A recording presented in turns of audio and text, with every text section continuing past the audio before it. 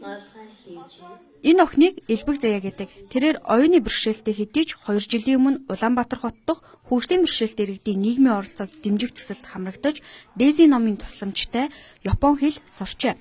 За мөн гадаад хэл сурахаас гадна аливаа мэдээллийг сурах бичиг, интернет зэрэг олон их сурвалжаас олж авахд суралцж байна.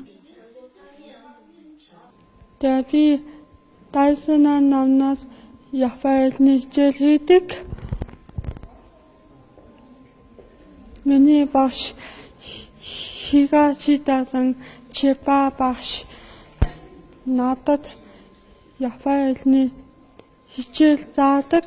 Би нөгөө Дайсона номны ном унших сонирхолтой байдаг. Дези номыг уншихад хадмал бичиг, дуу тайлбар, зураг, мөн дүрс нэгэн зэрэг хамтаар гарч ирдэг.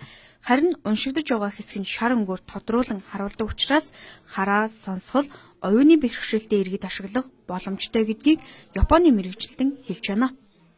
Улаанбаатар хот дахь хөгжлийн бэрхшээлтэй иргэдийн нийгмийн оролцоог дэмжих төслийн хүрээнд хийсэн Дези ном нь 3 янзаар тухайн мэдээллийг хэрэглэгчдэд олгоно.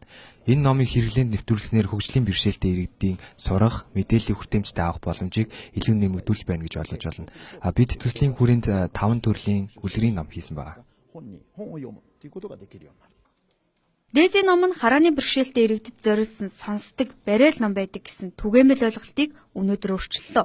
За өөрөөр хэлбэл хөгжлийн бэрхшээлтэй иргэд болон энгийн иргэдч энхүү номыг унших боломжтой. Цаашид бүх насныхан зориулсан олон төрлийн Дези номыг монголчууд бие дааж бэлтгэн гарах боломж бүрдэж байна.